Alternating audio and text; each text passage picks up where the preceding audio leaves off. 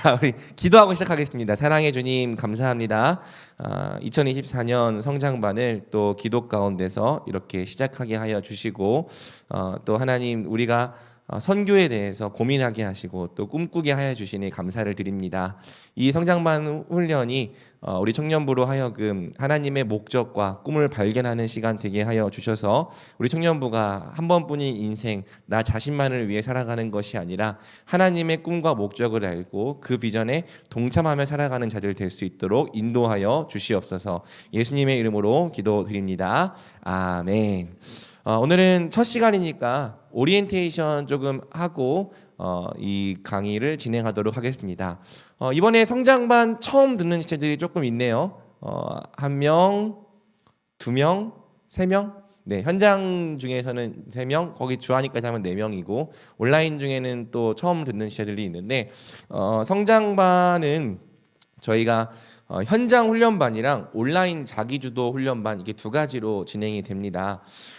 현장 훈련반은 말 그대로 현장에 나와서 듣는 훈련이기 때문에 그렇게 고민할 게 없어요. 출석만 잘 한다면 알아서 잘 수료하게 되는 그러한 성장반입니다. 왜냐하면 성장반 자체가 그렇게 여러분에게 높은 기준을 요구하지는 않기 때문이죠.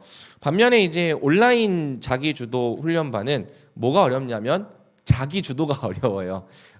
이 우리가 여러 가지 관리도 해주고 또 들으라는 권면도 해주지만 막상 이렇게 해보면은 수료율이 한 50-60%밖에 안 되는 경우가 굉장히 많습니다. 그럼에도 불구하고 왜 온라인 자기 주도반을 운영을 하느냐? 우리 청년부 특성상 이 주중에는 대전에 있지 않은 친구들도 많고 또 토요일 날도 이 시간에 올 수 없는 친구들이 많아서 이 정기적으로 이 현장에 올 수 없는 청년들도 같은 내용을 배우고 공부할 수 있는 기회를 조금만 더 열어주자라는 의미에서 만들게 되었어요. 그리고 뭐 달성률이 그렇게 높진 않지만 그래도 이 코스가 있기 때문에 참여해서 수료하는 지체들이 작년부터 계속 나왔었고 이러한 이 통로를 열어주는 것이 의미가 있다라는 판단이 있어서 계속해서 운영을 하고 있습니다. 현장 훈련반은 토요일 현장에서 출석 체크를 합니다. 그래서 교육국장님은 항상 왔을 때 출석을 체크를 해주면 되고요. 온라인 자기주도 훈련반의 경우에는 과제를 제출을 하는 것으로 출석 체크를 합니다. 과제는 매 강의 끝부분에 있는 소그룹 나눔 질문에 대한 답변을 달아주는 거예요.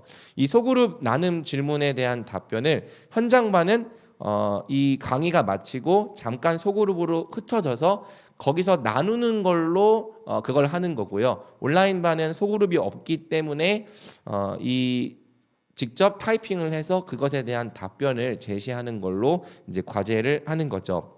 그래서 상시 과제가 그렇습니다. 그리고 이제 요거를 운영해 보면서 또 우리가 하게 된 게 뭐냐면은 현장 훈련반을 신청했지만 그 주에 어떤 사정이 있는 경우에는 온라인으로 그 주를 대체할 수 있다는 거예요.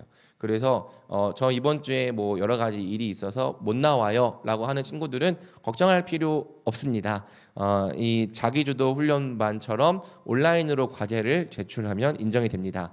반대로 나는 온라인인데 과제를 쓰는 게 너무 힘들고 오늘 토요일 날 현장에 나오고 싶어요 라고 하는 친구들은 현장에 나와도 괜찮습니다. 그러면 현장에 나온 친구들은 이 현장에 나와서 강의를 듣고 소그룹을 한 걸로 그날 출석이 인정이 됩니다. 서로 교차가 되니까 여러분들 상황에 따라서 유동적으로 이렇게 해주시면 좋을 것 같습니다. 다만 이번에 조금 실습 과제가 추가가 되었는데요. 훈련 기간 내에 열방 기도회와 전도 활동에 2번 이상은 참여해달라 이렇게 좀 부탁을 했습니다. 그래서 우리가 다음 주부터 이제 시작을 할 거예요. 1시부터 기도회를 시작해서 2시에 이제 밖에 나가서 서대전 내거리에서 전도를 해보고 올 건데 처음이라 지금 어떻게 해야 될지 굉장히 막막하기도 하지만 해보면서 시행착오를 겪으면서 우리 청년부가 또 지역에 전도를 할 수 있는 방법들을 좀 고민해 나가려고 하거든요. 우리 현장반 친구들이 이 시간에 좀 많이 참여해 주면 좋겠습니다. 뭐 전도한다고 해봤자 그렇게 오래 하지 않고요. 한 3, 40분, 4, 50분 하고 들어오는 게 전부긴 해요. 하지만 그 시간 동안 한번 나가서 지역 사람들에게 복음을 전해보고 또 거절도 당해보고 좀 그렇게 해보는 것이 굉장히 이 청년 때의 소중하고 중요한 경험이라고 저는 생각을 합니다. 우리가 교회라고 하는 울타리 안에만 갇혀 있는 경우가 굉장히 많기 때문이죠. 이번 한 해 동안에는 이 울타리를 어떻게든 계속 깨고 밖으로 나아가 볼 생각이에요. 반면에 이제 이 전도 활동에 참여를 못하는 친구들도 있겠죠. 그러한 친구들의 경우에는 개인적으로 한 사람 이상에게 복음을 전해보고 그것에 대한 느낀 점을 아주 간단하게 뭐 A4 3분의 1페이지 정도, 반 페이지 미만으로 제출을 하면 되겠습니다. 그러니까 어쨌든 전도는 해봐야 된다는 거죠. 그리고 개인적으로 좀 복음을 전하기가 어렵다면 우리 온라인 자기주도 훈련반도 이 현장 훈련반처럼 이 토요일 날 나와서 한번 좀 전도 활동에 참여를 해보면 좋겠어요. 수료 자격은 훈련 중 결석은 2회까지 가능인데요. 우리가 사실 수료를 시키는 게 목적이 아니라 요 내용들 전체를 여러분들에게 익히게 하는 게 목적이기 때문에 이 2번 결석까지를 수료 자격으로 인정해 주더라도 이 어떻게든 온라인까지 다 들어가지고 요 내용을 놓치지 않고 다 듣게 하는 걸 목적으로 삼고 있습니다. 특별히 오늘 강의는 1강이잖아요. 여러분 어떤 강의를 듣든지 1강이 제일 중요해요. 그렇죠? 1강에는 이 강의를 들어야 되는 목적, 이 강의에 대한 방향, 이 강의에 대한 비전, 모든 온갖 중요한 것들이 다 제시되기 때문에 오늘 이 자리에 또 못 온 지체들은 반드시 온라인으로 1강만큼은 꼭 대체를 해서 제출을 해주면 좋을 것 같아요. 그리고 지각 3회 시 결석 1회가 됩니다. 과제물은 모두 제출하여야 수료가 가능합니다. 그러니까 이게 약간 함정이죠. 결석은 2회까지 가능한데 과제물은 모두 제출해야 된다. 그러면 현장반에 결석한 사람들은 결국 온라인 과제물을 제출해야 되니까 결국 모든 강의를 다 들어야 된다라는 뜻이 됩니다. 근데 여러분들을 위한 훈련이라고 생각하고 잘 참여해 주시면 좋겠습니다. 뭐 이 운영에 대해서 궁금한 점이 있다면 그것은 또 저나 우리 교육국장에게 물어봐 주시길 바라고요. 작년 같은 경우에는 상반기 성장반 때 이렇게 한번 이게 친목 모임으로 야구장도 갔다 오긴 했는데 또 우리 이번 교육국장님도 이 훈련에 대한 관심이 굉장히 많으셔서 또 여러 가지를 좀 이것 외에도 좀 몇 가지를 더 시도해보고 고민해보는 게 있으니까 우리 교육국장이 하자라고 하는 부분이 있다면 여러분 잘 따라주시면 좋겠습니다. 자, 여러분 우리가 이번에 공부하게 되는 과목 이름이 뭐죠? 선교를 바라보는 4가지 관점. 약간 이 퍼스펙티브스라는 이름을 쓸 수가 없어서 짝퉁처럼 이름을 붙였는데 원래 우리가 하려고 하는 내용은 퍼스펙티브스, 그러니까 선교에 대한 4가지 관점을 함께 공부하려고 하는 거고, 결국 뭐 관점이라는 말을 빼면 우리가 이번 성장반을 통해서 제일 중요하게 다루려고 하는 주제는 바로 선교라고 하는 주제입니다. 자, 그런데 한번 여러분들에게 물어볼게요. 나는 선교라고 하는 분야에 평소에 좀 관심을 갖고 살아왔다. 손? 네, 아무도 오 고맙습니다. 우리 한 명이 자신 있게 손을 들어줬어요. 우리 청년부의 이 바알에게 무릎 꿇지 않은 이 한 명의 의인이 있었습니다. 뭐 우리 한 명을 손 들어줬는데 사실 저도 작년에 이제 라오스를 좀 준비하기 전까지는 이 선교에 대한 이 관심 또 참여를 별로 못 하고 살았던 것 같아요. 우리에게 이 선교라고 하는 분야는 모든 사람이 함께 관심을 갖고 참여해야 하는 분야라기보다는 어떤 특정한 몇몇 사람들에게 맡겨진 특수한 과업이라는 생각이 많이 드는 거죠.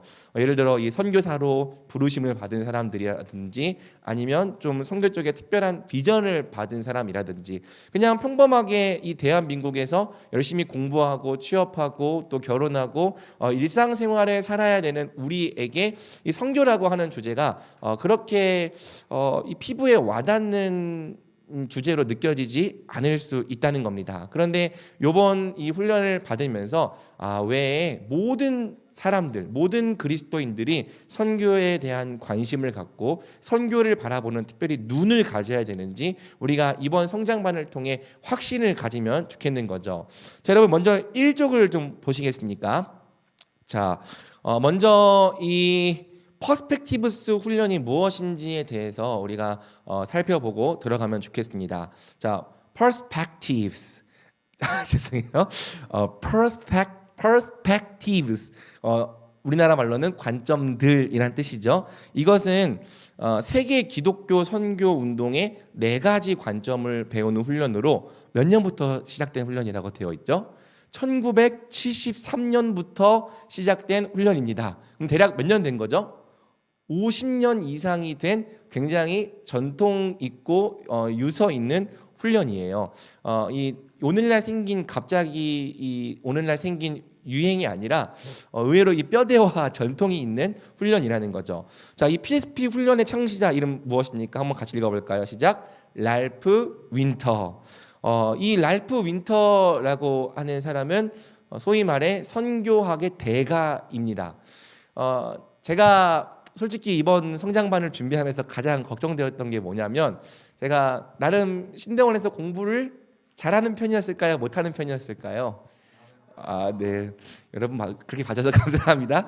갑자기 내 자신을 높이려 했던 건 아닌데 나름 잘하는 편이었지만 제가 별로 관심이 없었던 2가지 분야가 있었어요. 하나는 교회사고 하나는 맞아요. 선교가 왜 이렇게 재미가 없는지 별로 관심 몇 가지 과목이 있거든요. 뭐 선교와 문화, 뭐 선교학 총론, 뭐 여러 가지 이제 이 과목들이 있는데 제일 그냥 재미없게 그냥 하라는 대로 시킨 거 했던 이 과목이 이 선교학이라는 과목이었습니다. 근데 제가 작년에 PSP 훈련을 들어보면서 선교학 그 수업 시간에 나왔던 그 학자들의 이름이 이 훈련인데 다 나오는 거예요. 뭐 랄프 윈터, 도널드 맥가브란. 그래서 이 PSP 훈련이 되게 좋은 게 뭐냐면 그냥 어떤 선교 단체가 만들어낸 그 선교 단체만의 훈련이 아니라 지금 이 시대를 이끌어가고 있는 수많은 선교학 대가들의 이 선교학들을 이게 평신도들이 배울 수 있도록 잘 압축해 놓고 요약해 놓은 거예요. 그래서 PSP 훈련을 듣는데 내가 신대원 다니면서 배웠던 이 선교학자들의 이름이 막 나오니까 갑자기 기억이 막 살아나면서 맞아, 내가 저런 이름을 들었었지라는 생각이 나더라고요. 자, 그 중에서도 가장 이 오늘날 이 선교학의 대가라고 부를 수 있는 사람이 있다면 그게 바로 이 랄프 윈터라고 하는 사람입니다. 이 PSP를 공부하다 보면은 새 시대 네 사람이라는 이 아티클이 있는데요. 이 네 사람이라고 하는 것은 이 새 시대를 이렇게 이끌었던 어떤 이 선교의 이 선구자들을 말하는 겁니다. 그래서 첫 번째 윌리엄 캐리, 허드슨 테일러, 그리고 타운샌드, 도널드 맥가브란, 이렇게 랄프 윈터는 요 네 사람이 새 시대를 이끌었던 선교의 선구자라고 하는데 이 랄프 윈터가 죽은 다음에 하늘로 올라가신 다음에 사람들이 말하는 게 뭐냐면은 이 랄프 윈터도 위대한 선교의 선구자였다. 그 이유가 있어요. 자, 보면은 이 1974년에 스위스 로잔에서 선교 대회가 열렸습니다. 이걸 로잔 대회라고 부르는데 이게 첫 번째 로잔 대회였어요. 이 로잔 대회에서 누구야 저거? 강하임 같은데? 랄프 윈터가 미전도 종족 선교에 대한 이 하나의 강연을 합니다.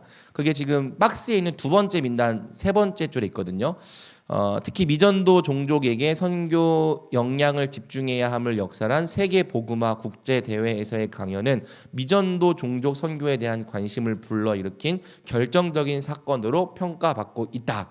그래서 아직 우리의 선교의 고압이 많이 남아 있다. 우리의 관심은 이제 미전도 종족에게로 향해야 된다라는 강연을 했는데 막 이 강연을 듣고 그 대회에 모였던 수많은 이 선교학자들, 지역계 목사님들이 이제 우리가 해야 될 사명이 무엇인지를 막 깨닫게 된 거죠. 그러면서 이제 이 현대 선교에 대한 이 방향이 미전도 종족에게로 옮겨졌고 이 그 내용이 PSP로 다 고스란히 담겨 있습니다. 이러한 이 세계 선교학의 흐름의 전환을 만들어내신 분이 랄프 윈터 박사예요. 그래서 이분이 만든 훈련이니까 이 훈련은 좋은 훈련이 나쁜 훈련이다.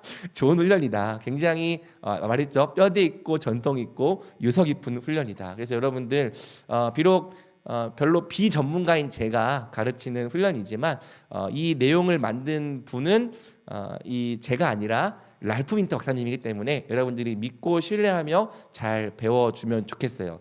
물론 이제 랄프 윈터 박사가 만든 이 내용을 그대로 갖고 온 건 아니에요. 왜냐하면 그대로 갖고 오기에는 여러분들의 너무 어렵고 또 이게 외국 이 말로 쓰여진 내용들이다 보니까 너무 이 번역체가 어색한 게 많아서 제가 나름 각색도 했고 또 저의 신학을 집어넣기도 했습니다. 그러니까 순수 오리지널 PSP 훈련이라기보다는 강우경 목사의 이 견해가 많이 들어간 이게 약간 좀 퓨전 훈련이다 이렇게 생각해 주면 좋겠습니다. 하지만 그 근본은 랄프 윈터 박사가 지필한 퍼스펙티브스에 있다. 이렇게 여러분이 알아주면 좋겠는 거죠. 자, 퍼스펙티브스는 총 선교에 관해서 4가지 관점을 훈련합니다. 어떤 관점이라고 되어 있죠? 첫 번째는 성경적 관점이고, 두 번째는 역사적 관점이고, 세 번째는 문화적 관점이고, 네 번째는 전략적 관점. 자, 성경적 관점이라고 하는 것은 이제 우리가 선교라는 걸 바라볼 때 이것을 어떤 기준으로 어떻게 바라봐야 될까에 해당하는 이 뿌리에 해당한다고 할 수 있어요. 여러분 우리 모든 뿌리 자 여러분 우리 기독교인들에게 이 절대적이고 유일한 규범은 뭐예요? 기준 성경이죠. 그래서 선교에 대해서 바라볼 때에도 가장 먼저 근거를 어디에 둔다? 성경에 둔다. 이게 우리 복음주의 또 개혁주의의 기본입니다. 복음주의와 개혁주의가 아닌 이 선교 흐름도 있어요. 여러분 나중에 뭐 들어볼 기회가 있을지 모르겠지만 우리랑 좀 대척점에 써 있는 이 선교 흐름이 WCC라고 하는 이 흐름이고 여기는 우리랑 좀 입장이 많이 달라요. 나중에 요거에 대해서 설명할 기회가 있을지 없을지 모르겠는데 일단 우리 이 복음적이고 또 개혁주의적이고 전통적인 기독교는 선교를 바라볼 때 그 근거를 어디서 잡는가? 성경에서 잡는다는 거예요. 그리고 이 성경에서 시작해서 실제로 선교가 그동안 2000년 동안 흘러온 이 역사가 있을 거 아니에요. 그 역사 속에서 이 성경에 기록된 선교의 어떤 원리, 핵심들이 역사 속에서 어떻게 펼쳐졌는가를 보는 게 역사적 관점입니다. 걱정이 돼요. 이걸 내가 잘 가르칠 수 있을지. 아까 말했죠. 제가 제일 못했던 거 2개, 선교학, 그다음에 교회사, 역사. 근데 2개가 만나버렸어. 선교, 역사. 그래서 잘 가르칠 수 있을지 모르겠지만 한번 열심히 공부를 해보겠습니다. 그러니까 우리가 성경이 초대교회 때로 끝났지만, 그러니까 1세기 때로 끝났지만 교회의 역사는 2000년 동안 계속 이어져 왔단 말이죠. 그리고 교회의 역사가 이어져 오는 동안 성경에 기록된 여러 가지 선교의 원리들이 실제로 실천되고 역사 가운데 드러났단 말이에요. 그래서 우리가 성경만 배우면은 정말 이게 진짠가? 이게 우리 현실에서 가능한가? 라는 의문이 들 수 있지만 이 성경 속에 기록된 수많은 약속들과 또 원리들이 실현되었던 역사를 보면서 성경은 진짜다. 성경은 진리다. 라는 걸 이 바로 역사적 관점을 통해서 배우는 거죠. 자, 그리고 여러분 이 나무에 이제 뭐가 열립니까? 열매. 이 각각의 이 문화와 또 사회 국가 속에서 복음이 피어나는 이 열매는 조금씩 달랐어요. 그러니까 여러분 같은 복음이고 같은 기독교라고 할지라도 그 기독교가 대한민국에서 토착화된 거랑 어디 서구 유럽에서 토착화된 거는 조금씩 그 색깔과 모양이 다르죠. 그래서 그 다름을 이해하는 관점이 무엇이냐면 문화적 관점인 것입니다. 생각해보니까 은지는 작년에 PSP 들었는데 여기 왜 와 있냐? 너 배우려고 온 거예요? 감사합니다. 너무 떨려요. 제가 못 가르치면 어떡하지? 그 다음에 이 실제로 이제 우리가 이 열매들을 잘 이제 어떻게 해야 됩니까? 열매 열렸어. 그러면 수확을 해야 되잖아, 따야 되잖아. 그래서 이 열매들을 어떻게 우리가 실제로 잘 거두고 또 효과적으로 수확할 수 있을지를 고민하는 게 전략적 관점인 거죠. 자, 여러분 이해됩니까? 그래서 선교를 바라볼 때 그냥 선교라고 하는 너무 큰 덩어리만 보면 어려우니까 그거를 한번 이렇게 네 가지 관점으로 나눠서 보자. 우리가 선교를 바라볼 때 무엇을 기준으로 바라볼 것인가? 성경은 선교에 대해서 뭐라고 말하고 있는가?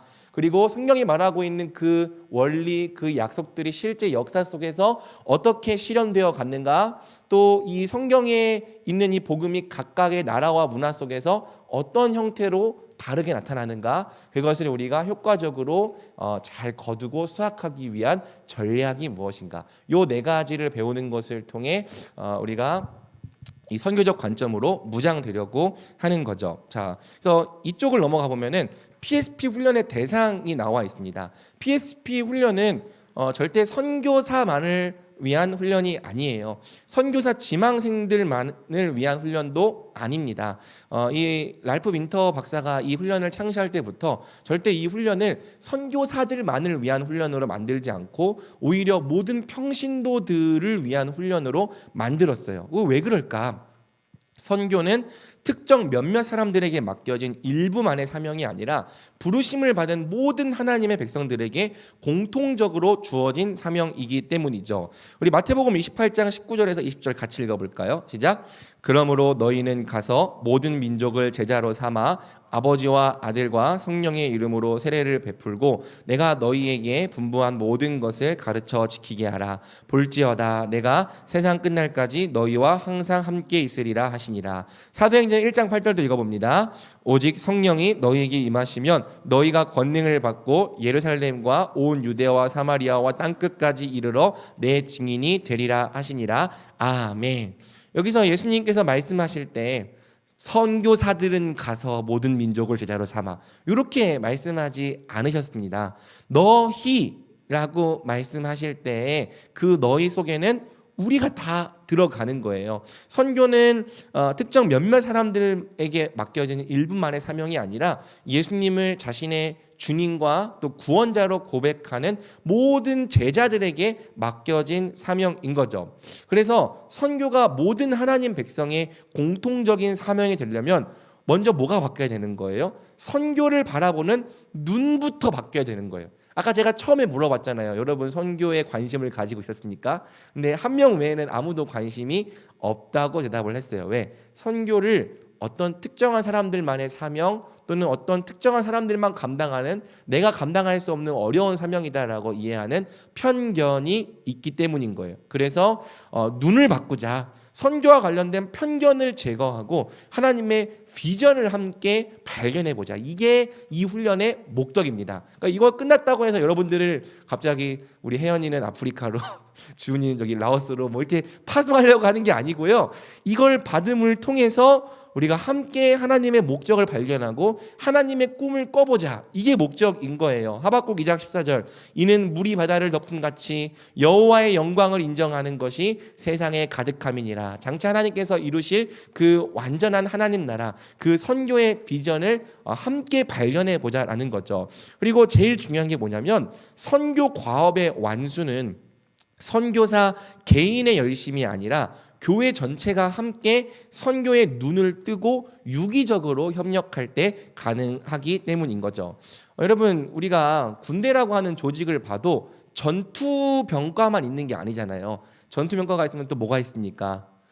뭐 행정병과도 있고 보급하는 병과도 있고 수송하는 병과도 있고 굉장히 다양한 병과들이 함께 유기적으로 협력을 해야 앞에 있는 이 전투 병과의 병사들이 이 전쟁 지역에서 잘 싸울 수 있는 거예요. 그러니까 실제로 이 전쟁 지역으로 현장에 나아가 있는 사람들은 분명히 누굽니까? 선교사들이겠죠. 그런데 그 선교사들에게만 선교를 맡겨놓는다면 과연 그 선교사들이 그 선교 지역에서 자기에게 맡겨진 사명을 잘 감당할 수 있는가?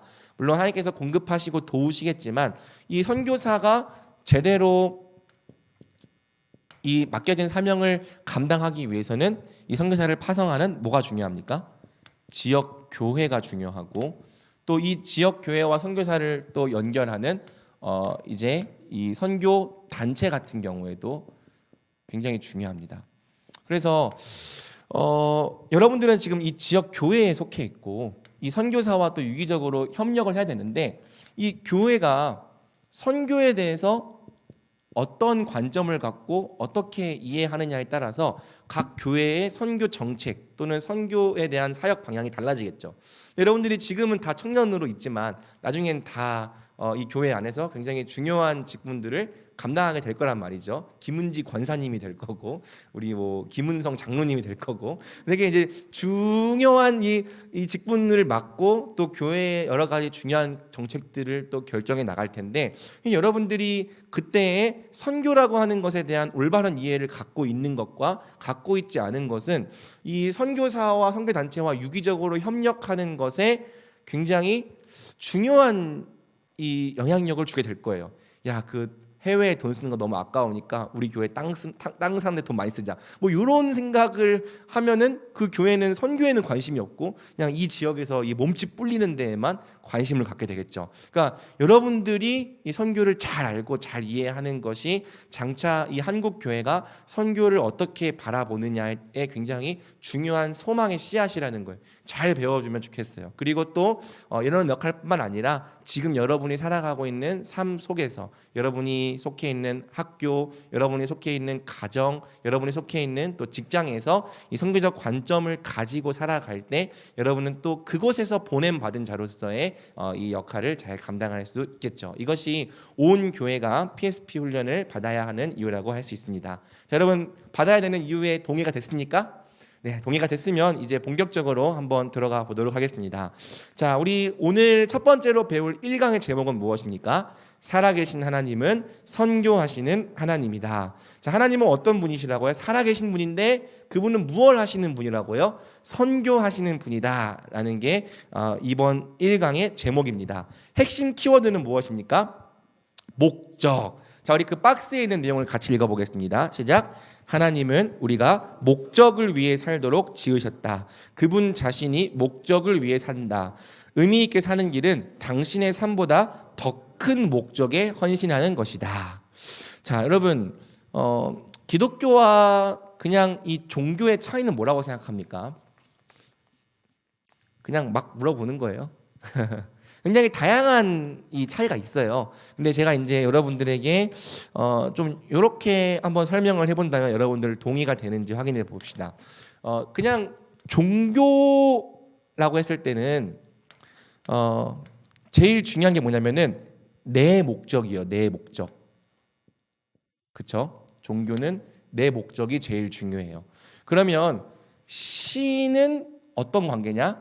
나를 도와주는 분인 거죠.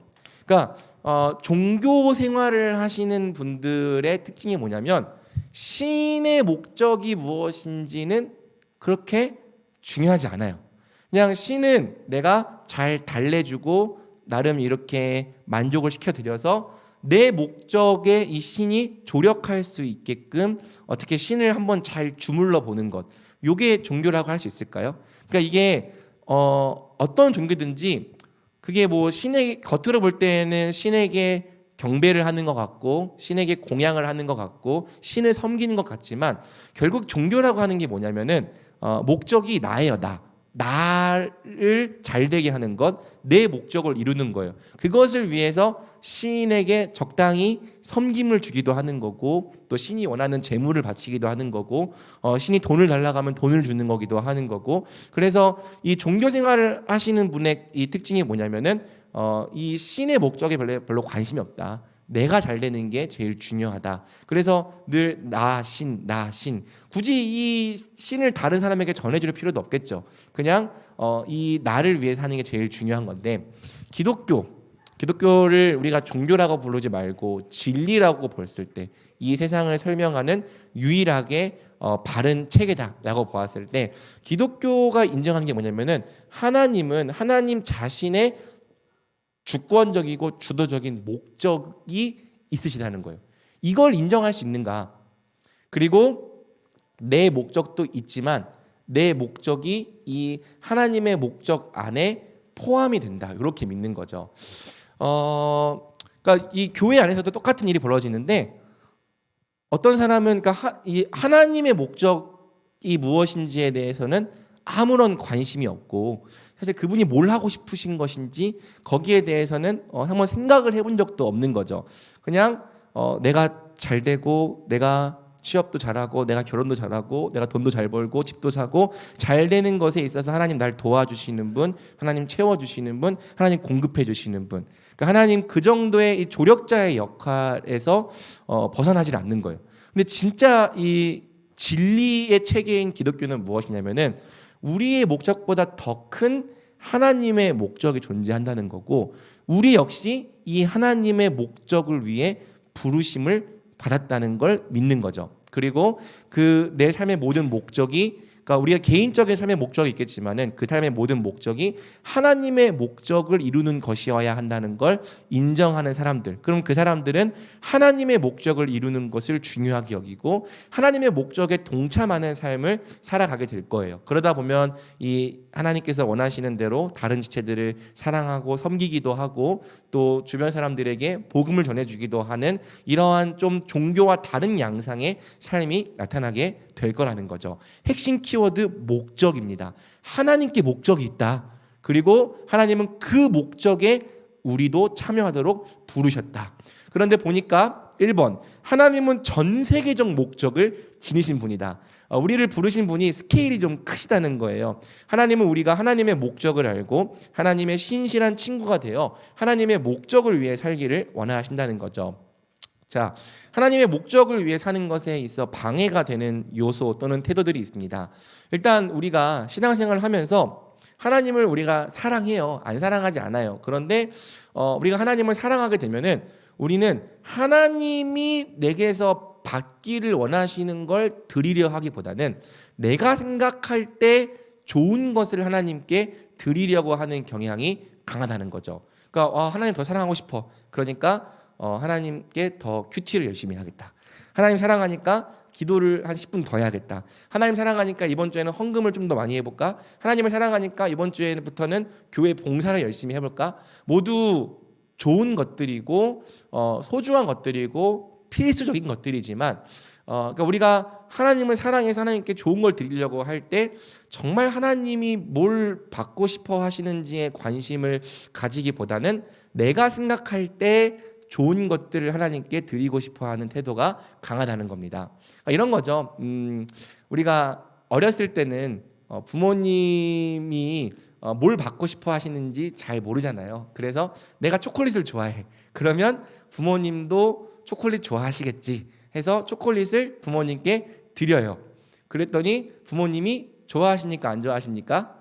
좋아하시겠죠. 왜냐하면 우리가 부모님을 사랑해서 드린 거니까. 하지만 이제 좀 나이를 먹고 돈을 벌기 시작했는데도 내가 생각할 때 좋은 거를 부모님께 드린다면은 아들아, 엄마는 이번에 가방을 하나 바꾸고 싶다. 그럴 수 있잖아요. 엄마가 원하는 건 초콜릿 몇 개가 아닐 수 있잖아. 꽃이 아닐 수 있잖아. 그냥 엄마는 좀 봉투에 들어있는 걸 받고 싶다. 그러실 수 있잖아요. 그러면 진짜 그 엄마가 받고 싶어 하는 걸 드리는 걸로 우리가 성숙해질수록 이 방향이 바뀌겠죠. 마찬가지로 우리가 하나님을 더 사랑하게 된다면 이제는 그냥 내 기준에서 내가 생각할 때 좋은 걸 드리려고 했던 것을 넘어서서 하나님 나한테 뭘 받고 싶어 하시지?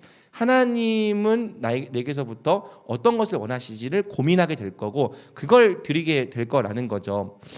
이 내가 생각하기에 좋은 것을 하나님께 드리려고 하는 태도는 하나님이 정말 무엇을 원하는지에는 관심이 없는 이 방해 요소로 이어질 수 있는 겁니다. 두 번째는 하나님을 문제 해결자 정도로 취급하는 것. 이것을 아까 설명했던 종교적인 이 신앙인 거죠. 그러니까 하나님의 목적이 무엇인지 아예 관심이 없는 거예요.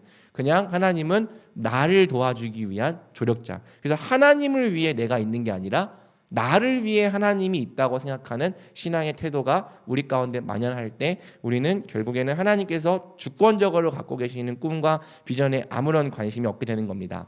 그 다음에 내가 품은 나의 비전도 하나님의 비전을 제한적으로 바라보게 만들 수 있죠. 하나님, 저는 이 땅에서 꼭 백만장자가 되어보겠습니다. 그게 제 비전이에요. 물론 비전이 될 수 있지만 내 비전이 너무 강력하고 이것을 이루는 게 첫 번째 목적이 될 때에 우리가 하나님의 비전에 동참하게 되는 것에 굉장히 큰 걸림돌이 될 수 있다는 거예요. 그런데 우리가 잘 생각해 보면은 하나님도 비전이 있으시고, 그리고 그 하나님이 갖고 계신 비전은 우리 자신보다 훨씬 더 크고 높다는 거예요. 그래서 하나님이 어떤 분이신지를 분명히 알고 우리가 그분을 따르려고 하면은 우리 자신보다 훨씬 높은 그 비전을 붙잡을 수 있는 거고요. 우리 자신의 비전 또한 먼저 하나님의 비전을 알고 그것을 붙잡으려 할 때 발견될 거라는 거죠. 그러니까 하나님의 비전은 굉장히 크다고 했잖아요. 그래서 이 큰 하나님의 목적 안에 내가 이루려고 하는 이 목적도 들어갈 수 있을까요? 없을까요? 들어갈 수 있을 거예요. 그리고 사실은 내 비전, 내 목적도 이 하나님의 더 큰 목적을 알 때 거기에 일부가 되고 또 그것에 도움이 되는 형태로 그 방향성이 잘 정리가 될 수 있겠죠. 그래서 내 인생보다 훨씬 큰 하나님의 비전을 아는 것이 우리가 이 땅을 어떻게 살아가야 할지를 결정하는 것에 굉장히 중요한 역할을 하는 것입니다. 자, 쭉 넘어가 봅시다. 3쪽. 자, 이제 우리가 성경적 관점을 배운다고 했는데, 성경적 관점은 제가 제일 자신 있는 분야기도 하면서, 그러니까 제가 성경은 잘 몰라도 성경은 아니까 자신 있는 분야기도 하면서 좀 제일 어떻게 보면 이 재미가 없을 수 있는 분야기도 합니다. 여러분 잠 잘 깨고, 왜 성당만 하면 이렇게 잘 자는지 모르겠어요. 이렇게 좀 이렇게 몸도 움직이면서 졸음 좀 깨고 잘 따라와 주시면 좋겠습니다. 재미있게 들으면 재밌을 수 있어요. 자, 첫 번째, 세 번째죠. 하나님의 목적을 계시하는 무슨 언약? 아브라함 언약.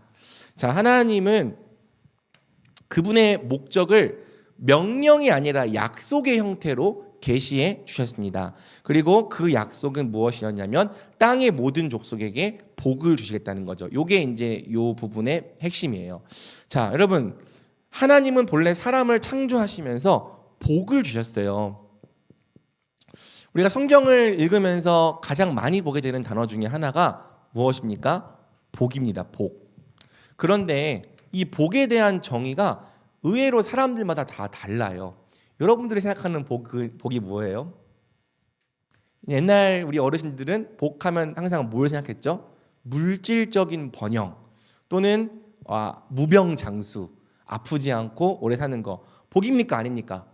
복 맞아요. 그런데 뭐 또 요즘에는 이것이 행복이라고 부르면서 그냥 소소하지만 확실한 행복을 나는 원합니다. 이렇게 가정과 함께 아기자기하게 뭐 이렇게 사랑하는 남편과 뭐 아침에 일어나서 커피 한 잔 할 수 있는 거, 물론 그것도 다 행복이죠. 그런데 우리가 성경을 잘 읽기 위해서는 복이라고 하는 것이 무엇인지부터 잘 정의하고 읽어갈 필요가 있는 거예요. 왜냐하면 어떤 책을 읽든지 어떤 분야를 공부하든지 개념에 대한 정리가 잘 되어 있지 않으면 그 다음을 이해해 나가는 것이 되게 어렵기 때문이죠.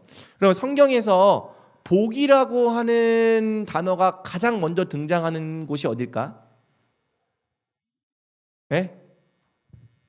되게 쉬운데? 창세기. 그럼 창세기 몇 장쯤에 복이라는 단어가 가장 처음 나올까? 12장? 1장. 네, 복이라는 단어가 창세기 1장부터 나와요. 몇 절부터 나오는지 알아요, 지금은? 나도 헷갈린다. 자, 아무튼 1장에 나온다. 그러면 이 복이라고 하는 개념은 거의 성경을 읽어 나가는 것에 있어서 대단히 중요한 이 핵심 개념 중에 하나인 거죠. 자, 그 복이라고 하는 단어가 1장에 나오는데 그 중에서도 제가 28절을 뽑아봤습니다. 한번 같이 읽어볼까요? 하나님이 그들에게 복을 주시며 하나님이 그들에게 이르시되 생육하고 번성하여 땅에 충만하라. 땅을 정복하라. 바다의 물고기와 하늘의 새와 땅에 움직이는 모든 생물을 다스리라 하시니라. 아멘. 자, 복을 주시면서 하시는 말씀이 뭐냐면 생육하고 번성하여 충만하라입니다. 이것은 이제 이 땅에서 생육하고 번성하고 땅에 충만할 수 있는 복인데 사람만 누리는 복이 아니라 창조된 모든 피조물들이 다 누리는 복이죠. 그리고 거기에다가 플러스 사람에게는 어떤 복을 더 주셨습니까? 땅을 정복하고 모든 생물을 다스리라라고 하는 복까지 주셨습니다. 그래서 요거를 제가 학교에 있을 때는 생번충정다라고 외웠어요. 생육하고 번성하고 충만하고 정복하고 다스리는 것. 자, 그런데 그러니까 요거를 누리는 건데 요게 어떻게 가능하냐면 하나님께서 복을 주시기 때문에 가능하다는 거예요. 우리가 먹고 자고 또 생육하고 번성하고 땅에 충만해지고 또 이 세상을 하나님의 뜻에 맞게 잘 다스릴 수 있게 되는 것이 하나님께서 우리에게 계속해서 복을 주시기 때문이라는 거죠. 이 복을 주신다라는 거를 조금 표현을 바꿔보자는 겁니다. 이걸 어떻게 바꾸냐면 하나님께서 우리와 함께 계시면서 우리를 다스려 주신다. 이렇게 한번 이해해 볼래요? 그러니까 하나님은 그냥 내가 너네 만들어 놨으니까 너네 알아서 잘 살아 이렇게 하신 게 아니라 함께 계시면서 우리의 삶을 다스리고 통치해 주시면서 우리가 본래 창조된 목적을 이룰 수 있도록 인도해 주시는 거죠. 생육할 수 있도록 다스려 주시고 또 충만할 수 있도록 우리 인생을 지도해 주시며 또 우리가 이 땅을 옳게 다스릴 수 있도록 모든 필요한 것들을 공급해 주시는 것. 그래서 결국에 복이라는 게 무엇이냐? 하나님이 우리와 함께 계셔 주시는 것이다. 그리고 하나님께서 우리의 인생을 다스려 주시는 것이다. 여러분 이 두 가지 개념을 장착하는 게 제일 중요한 거예요. 그러니까 하나님이 함께 계시고 우리를 다스려 주시니까 우리가 물질에 있어서도 부족함이 없게 되는 거고 우리가 또 우리 삶에 있어서 또 무병장수할 수도 있는 거고 그렇죠? 하지만 이 물질과 무병장수 자체가 복이 아니라 알고 보니까 복의 본질이 무엇이냐? 그것은 이 세상을 창조하시는 하나님께서 우리와 함께 계시며 우리를 다스려 주시는 거라는 거죠. 하나님은 온 우주를 창조하시고 온갖 좋은 것으로 충만하게 하시는 창조자십니다. 또한 창조하신 세계를 질서 있게 다스리시는 주님이신 거예요. 그래서 이 하나님이 창조하시고 다스리시면 세상이 너무너무 좋은 세상이 되는 거죠. 이걸 복이 가득하다고 부르는 거예요. 그리고 하나님이 창조하시고 다스리시는 이 복된 세상을 성경은 하나님 나라라고 부른다. 자, 여러분 벌써 중요한 개념이 나왔어요. 하나님께서 사람들에게 복을 주시는 세상을 뭐라고 부른다? 하나님 나라라고 부른다. 그래서 하나님께서 다스리시기 때문에 통치하시기 때문에 또 공급하시기 때문에 사람이 본래 창조된 목적에 따라서 복과 안식을 누리며 살아갈 수 있는 거죠. 그래서 여러분 성경이 말하는 복은 하나님과 독립적으로 존재하는 복이 아니라 오히려 하나님과 관계가 있기 때문에 누리는 복인 거예요. 사람은 하나님 나라에서 하나님의 다스림을 받기 때문에 또 하나님과 함께 있기 때문에 이 하나님의 다스림, 통치, 공급 안에서 질서 있고 충만한 세상을 누리는 거죠. 이해가 돼요?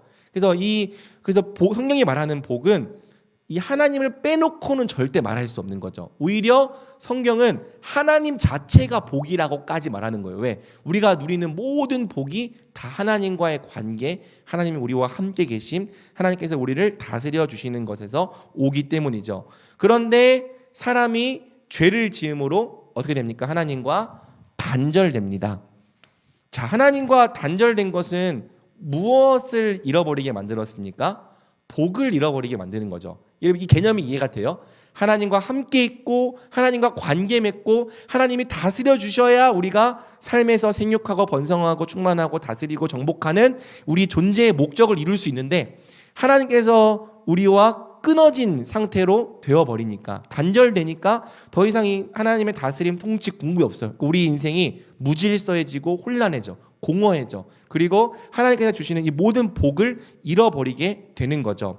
그래서 복의 근원이신 하나님과의 단절은 곧바로 복의 상실을 불러왔고 온 인류가 아담의 범죄 안에서 복을 잃어버렸다라는 게 창세기 1장부터 3장까지의 주요 내용인 겁니다. 그리고 4장부터 11장은 이 전 세계 역사를 보여주는데 크게 두 가지, 노아의 홍수 사건을 보여주고 또 뭘 보여줍니까? 바벨탑 사건을 보여주죠. 그리고 이 노아의 홍수도 그렇고 바벨탑도 그렇고 사람의 실패를 보여주는 사건인 거예요.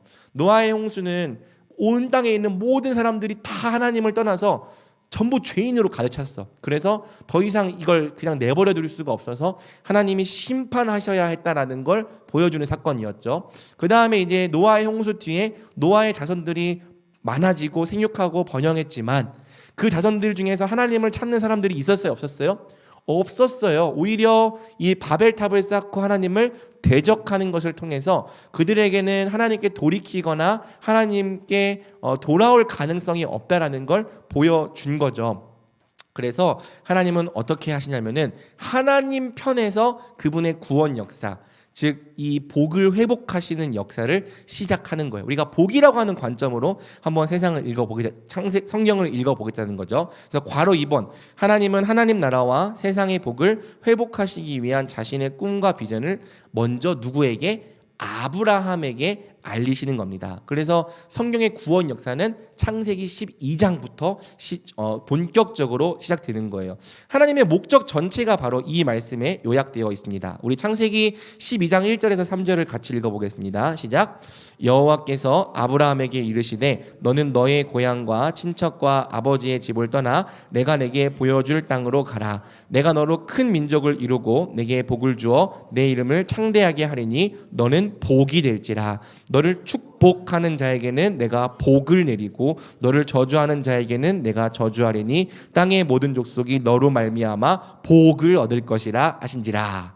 아멘. 자, 여러분, 제가 강조하면서 읽은 단어가 있었죠. 무엇이었습니까? 복. 그래서 아브라함에게 복 주시고, 그리고 아브라함을 축복하는 자에게 복을 내리고 땅의 모든 족속이 아브라함으로 말미암아 복을 얻게 될 것이다. 이것이 아브라함에게 밝히신 하나님의 비전이고 하나님의 목적이라는 거죠. 자, 4쪽으로 가봐요.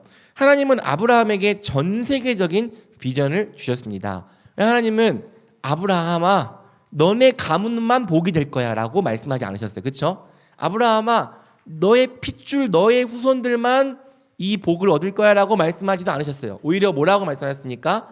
땅의 모든 족속이 너로 말미암아 복을 얻을 것이다 라고 하나님께서 말씀하신 거죠. 이걸 통해서 우리는 하나님이 어떤 분이신지를 다시 보게 됩니다. 하나님은 한 민족만의 부족신이 아닌 거예요. 여러분, 그 당시 고대 시대에만 해도 전 세계를 통치하는 신이란 개념은 그렇게 보편적인 개념이 아니었어요. 오늘날에도 그래요. 보통 이제 이 신이라고 하는 건 우리 부족의 신, 우리 가문의 신, 어떤 이 특정 종족과 집단을 위한 신인 경우가 많잖아요. 그런데 하나님은 아브라함을 찾아와 말씀하시면서 땅의 모든 족속이 복을 얻어야 된다라고 말씀하시는 것을 통해 나는 온 우주의 창조자고 모든 인류의 주인이야라는 걸 밝히신 겁니다. 하나님의 비전 역시 우주적이고 전 세계적이라는 걸 가르쳐 주신 거죠. 그리고 아까 말한 것처럼 죄의 영향력 역시 우주적이고 전 세계적이었어요. 복을 잃어버린 건 아담 한 사람만이 아니라 아담으로 말미암은 모든 인류였습니다. 그래서 하나님은 다시 땅의 모든 족속, 전 인류에게 하나님의 복을 회복해 주시겠다는 비전을 갖고 계셨던 거죠. 자, 중요한 것은 하나님께서 이 자신의 비전을 명령이 아니라 약속의 형태로 제시하셨다는 거예요. 물론 보면 본문에 아브라함이 해야 될 명령이 있습니다. 내가 내게 보여줄 땅으로 가라. 이건 명령이죠. 그런데 너는 복이 될지라. 이건 명령이에요, 약속이에요? 너 복이 되라라고 했어요? 될지라라고 했어요? 될지라, 될 것이다. 약속이죠. 그다음에 땅의 모든 족속이 너로 말미암아 복을 얻을 것이다. 이것도 약속인 거죠. 그러니까 이 하나님의 이 비전, 이 잃어버린 복을 회복해주는 전 세계적인 이 비전이 명령이 아니라 약속의 형태로 제시되었고 이것을 성경에서는 자주 언약이라고 부르는 거죠. 명령과 약속의 가장 큰 차이가 무엇입니까? 그러면 명령은 자, 그쵸? 제가 이제 은지랑 딱 있어요. 은지한테 이렇게 명령을 딱 했어.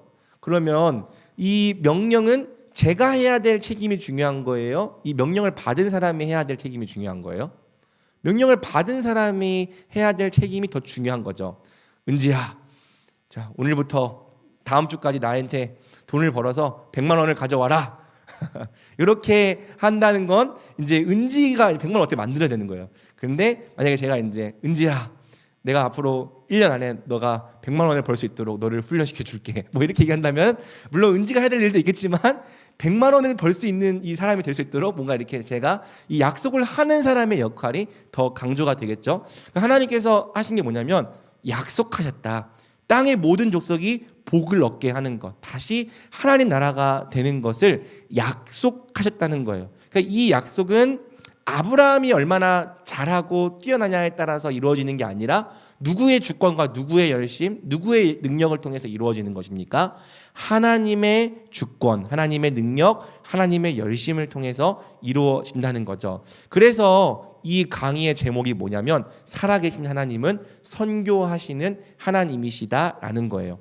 하나님의 비전이 약속으로 제시된 것은 이 비전을 성취하시는 주체가 누구다? 하나님이다. 누가 선교하고 싶어 하신다? 하나님이다. 누가 사람들에게 복을 회복해 주고 싶어 하신다? 하나님이다. 하나님이 원하신다는 거예요. 하나님의 목적이 바로 우리에게 복을 회복해 주시고 다시 그분의 나라를 회복해 주시는 거라는 거예요. 그래서 땅의 모든 민족이 복을 받아 다시 하나님이 통치하시는 하나님 나라가 되는 이 위대한 비전은 우리의 능력이 아니라 하나님의 주권과 열심에 의해 성취가 되는 것입니다. 살아계신 하나님은 선교하시는 하나님이다. 한번 따라해 볼까요? 살아계신 하나님은 선교하시는 하나님이다. 선교하시는 하나님이다. 아멘. 네. 그 목적 안에서 여러분도 복을 받은 거고요. 그 목적 안에서 앞으로도 이 땅에 있는 수많은 사람들이 하나님의 복을 얻게 될 거라는 거죠. 자, 구체적으로 하나님은 아브라함에게 땅과 자손과 복을 약속하셨습니다. 이 세 가지 약속은 성경에서 나중에 삼중적으로 성취가 돼요. 제가 이제 표를 그렸는데요. 이 내용을 너무 자세히 설명하면 여러분 오늘 모두 3층 천에 이제 하나님 만나러 갈 것 같아서 그냥 표로 보시고요. 사실 이 내용을 12번에 걸쳐서 설명했던 강의가 작년 상반기에 했던 구약 성장반이었어요. 그래서 지금 제가 하나의 표로 그렸지만 이게 사실 구약 전체의 내용이고요. 엄청난 내용입니다. 그래서 이제 하나님의 약속은 보면 이게 한 번 성취되고 끝나는 게 아니라 여러 번 성취된다는 특징이 있어요. 땅을 주시겠다고 약속했어요. 그게 즉각적으로는 역사적으로는 가나안 땅을 얻는 것으로 성취가 되었고 나중에는 예수 그리스도 안에서 안식을 얻는 것으로 우리에게 드러납니다. 그리고 궁극적으로는 하나님께서 우리에게 새 하늘과 새 땅을 주시는 것으로 성취가 되는 거죠. 그 다음에 아브라함에게 자손을 주시겠다고 약속했어요. 그것이 구약의 역사에서는 이스라엘이라고 하는 나라가 생겨나는 것으로 성취가 되는 거고 오늘날 우리에게 와서는 뭐가 생기는 겁니까? 하나님의 영적 백성인 교회가 생기는 것으로 성취가 되는 거예요. 그리고 나중에 이제 이 요한계시록을 보면은 하나님 나라가 완성되었을 때 각 나라와 족속과 방언으로부터 나온 수많은 무리가 하나님을 예배하는 것을 통해서 이 땅에 충만한 하나님의 백성들이 되는 것. 근데 복이라고 하는 게 되게 중요한데, 자 구약에서는 율법과 성막, 아까 복이 뭐라고 했어요? 하나님께서 다스리고 통치해 주시고 공급하는 게 복이라고 했잖아요. 하나님과의 관계. 그래서 다스린다라고 하는 측면이 율법으로 드러나는 거고요. 율법이 뭐예요? 하나님의 법이잖아요. 하나님의 법으로 다스려 주시는 거예요. 너희에게 우리에게 법을 주심으로 법을 지키게 하심으로 이스라엘 백성들이 하나님의 법을 지켜 행하는 하나님 나라가 되게 하시는 거고요. 성막은 뭐냐면 하나님께서 이스라엘과 함께 계시는 거죠. 이것은 임마누엘, 임재. 그래서 이스라엘의 진영 가운데 하나님의 성막이 함께 있으므로 늘 하나님께서 이스라엘과 함께 계신다, 임마누엘로 계신다라는 걸 보여줬던 게 그 구약 시대의 성막인 겁니다. 자, 그런데 이제 이게 복음적으로 오면은 오늘날 우리에게는 어떻게 성취됩니까? 우리가 하나님의 통치를 어떻게 받고 어떻게 하나님과 함께 있어요? 표를 보면 답이 나와 있잖아요. 표를. 그렇지. 왜 입으로만 이렇게 하지 말고 크게 얘기해 주라고. 성령. 그래서 나중에 볼 거예요. 성령을 받은 게 지금 이 복이 회복된 것의 본질이구나.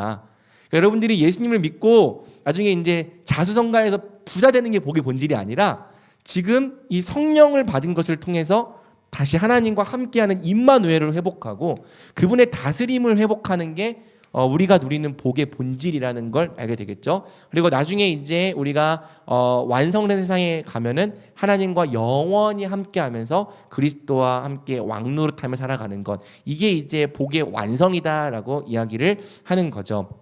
그래서 하나님 나라는 이미 임했으나 아직 완성되지 않았고 우리가 마침내 이 완성될 복을 향해서 부르심을 받았다라는 내용이 이제 이 부분의 내용인 겁니다. 여러분 이해됩니까? 자, 여러분 너무 힘들어하기 때문에 4시 5분까지 우리 휴식하고 8분간 휴식하고 나머지 부분들, 그럼 이제 우리가 뭘 해야 되는가에 대한 부분을 살펴보도록 하겠습니다. 우리 5분간 휴식하겠습니다. 복습해봅시다. 하나님께서 처음에 사람을 창조하시고 뭘 주시려고 했다? 그렇죠. 복이라고 하는 것은 하나님과 별도로 존재하는 실체가 아니라 하나님과 누구의? 우리의 관계예요. 관계. 이 관계에서 함께 계셔주시고 다스려주시고, 그래서 성경은 하나님 자체가 복이라고 또 말하는 거예요. 왜냐하면 하나님께서 우리에게 모든 좋은 것들을 주시기 때문에. 그러나 죄로 말미암아 이 관계가 단절됨으로 모두 함께 상실한다? 복도 상실했죠. 그래서 아브라함을 부르셔서 다시 땅의 모든 족속에게 뭘 회복해 주시겠다? 복을 회복해 주시겠다. 근데 복을 회복해 주시겠다고 하는 것은 바꿔 말하면 뭘 회복해 주시겠다는 거예요? 하나님과의 관계를 다시 회복해 주시겠다는 거예요.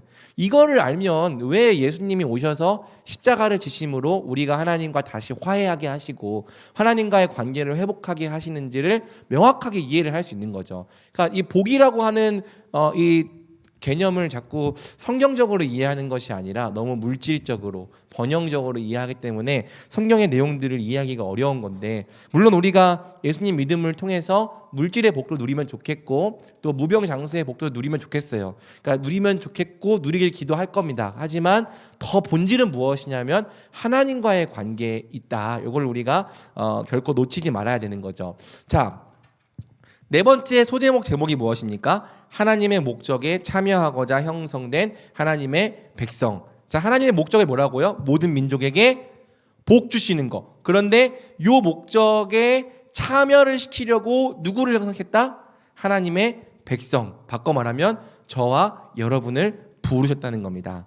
하나님의 백성은 하나님의 목적이 이루어짐에 있어 적극적인 복의 전달자로 부르심을 받았다는 거죠.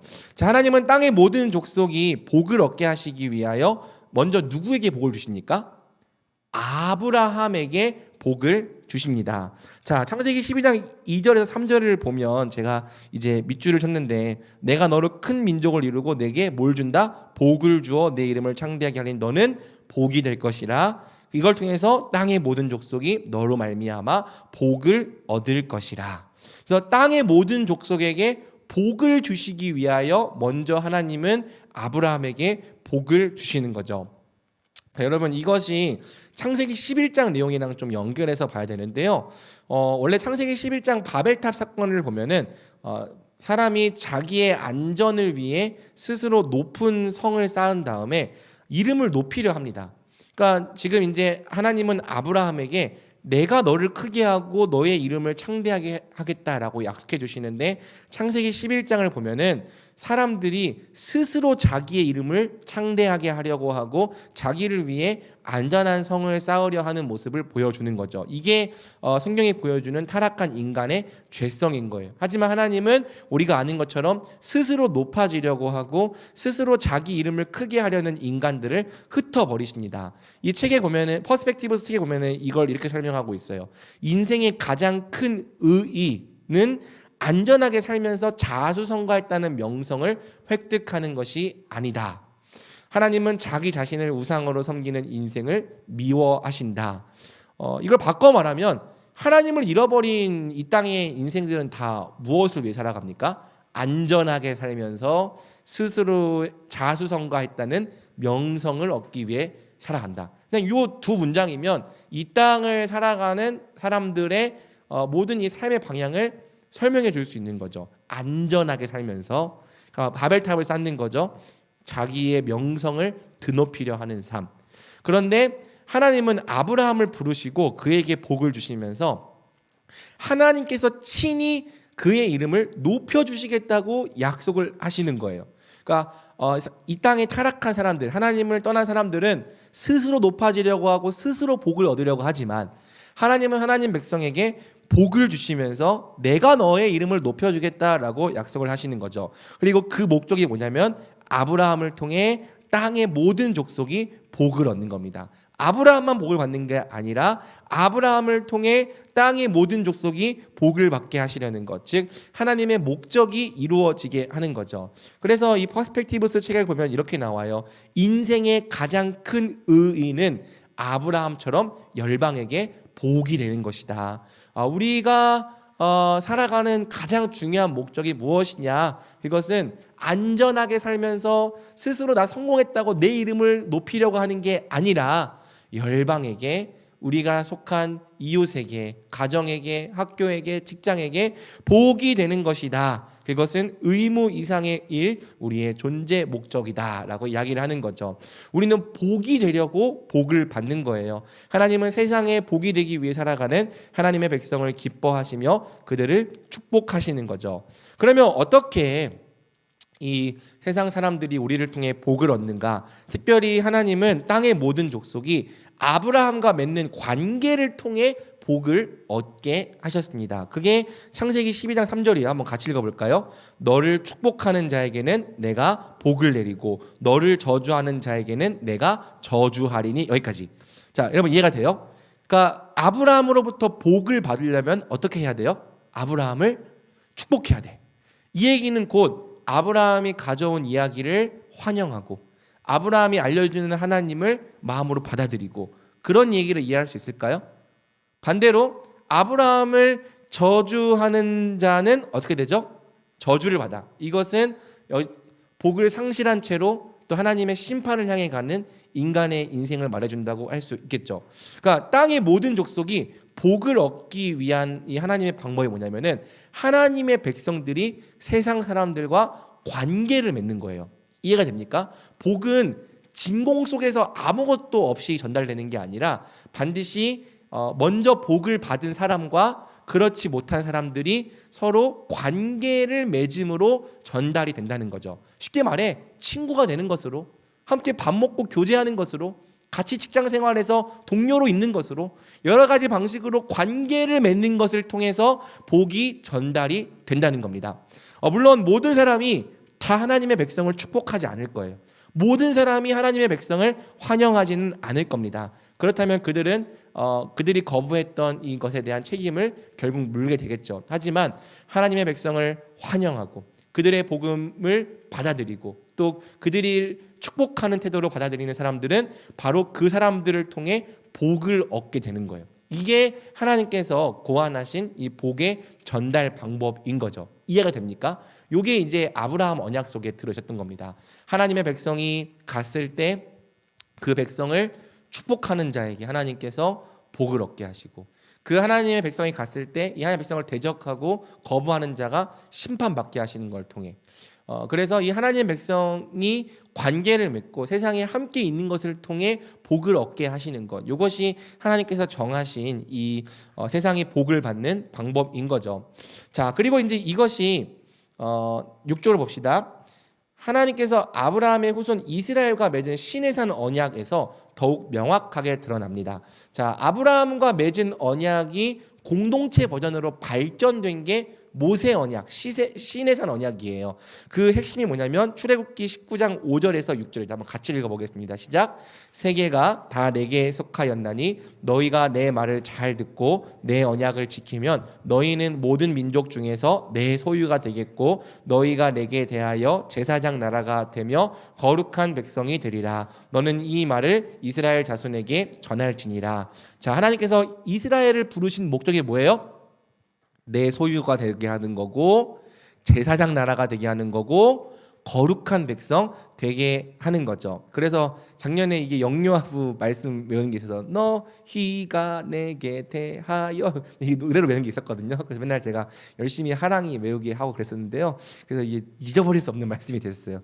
아무튼 내 소유라고 하는 것은 그냥 소유물을 말하는 게 아니고요. 이 소유라고 하는 단어가 되게 특별한 단어입니다. 특별한 소유, 귀중품이다 몸에 지니고 있는 귀중품을 말하는 거예요. 가장 쉽게 말해서 이스라엘을 마치 가장 아끼는 내 목걸이와 같은 존재로 만들어주겠다. 여러분 만약에 이제 여러분한테 엄청 비싼 다이아몬드 목걸이가 있다고 한다면 그 목걸이를 어디 그냥 사람을 처박아 놓을 거예요? 아니면 이렇게 항상 목에 걸고 다니면서 자랑하고 다닐 거예요? 너무 밖은 위험하니까 사람이 보관해야 되죠.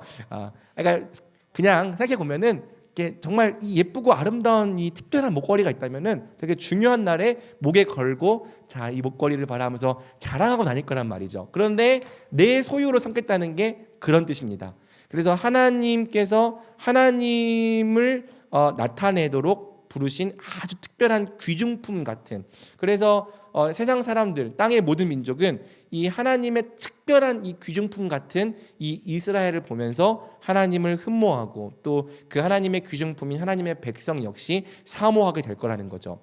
그 다음에 제사장 나라, 이것은 하나님과 열방 사이를 중재하는 왕 같은 제사장으로 부르셨다는 겁니다. 우리 개역개정 성경에는 제사장 나라라고 번역이 되어 있는데 사실 다른 번역도 가능하거든요. 왕 같은 제사장이라고도 번역이 가능합니다. 그리고 나중에 우리가 뒤에서 보겠지만 베드로전서를 보면은 역시 왕 같은 제사장이라는 번역을 똑같이 취하고 있죠. 그래서 하나님과 열방 사이를 중재하는 굉장히 이 존귀한 제사장으로 부르신 거예요.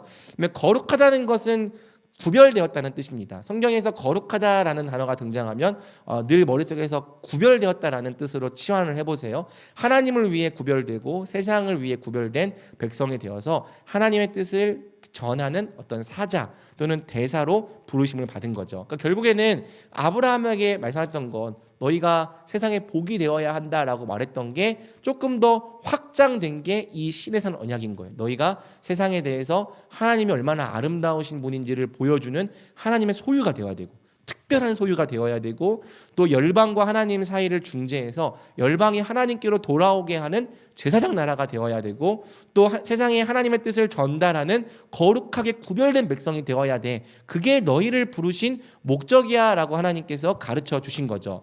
자, 그래서 여러분 구약의 하나님의 백성은 이와 같은 이 언약을 바탕으로 자신들을 향한 하나님의 목적을 다음과 같이 이해했던 거예요. 그게 바로 시편 67편이죠. 자, 시편 67편은 제가 이제 이거를 일렬로 한 게 아니라 점점 오른쪽으로 안으로 들어가도록 했죠. 제가 이제 설교를 하면서 자주 설명을 했던 건데 이스라엘 백성들이 좋아하는 동심원 구조라는 거예요. 교차대고라고도 하죠. 그래서 A와 A 다시 그리고 B와 B 다시 그리고 여기에 뭐가 있다? X가 있다. 그러면 핵심은 뭐다? X. 자, 이걸 한번 염두에 두면서 보세요. 자, A 부분에는 뭐가 있죠? 하나님께서 우리에게 뭘 주셨다? 복을 주셨다. 그리고 2절을 보면은 주의 도를 누구에게 알린다? 모든 나라에게 알리소서. 그러니까 우리에게 은혜를 베푸셔서 복을 주심을 통해 뭐가 알려져야 된다는 거예요. 하나님의 도와 하나님의 구원이 모든 나라에 알려져야 된다는 거예요. 아까 봤던 내용이죠. 아브라함 언약의 내용과 똑같은 내용이잖아요. 자, 이게 A였어요. 자, B는요. 민족들이 주를 찬송하게 하시며 모든 민족들이 주를 찬송하게 하소서. 이것은 모든 민족이 하나님을 예배하게 되는 것이죠. 예배하게 된다는 것은 하나님과의 관계가 다시 회복된다는 뜻이네. 그러니까 우리가 복을 받는 것을 통해서 주의 구원이 세상에 알려져. 그래서 모든 민족이 하나님을 찬송하게 돼. 그럼 이것은 모든 민족이 복을 받게 된다는 뜻이네. X에는 뭐가 들어가 있어요?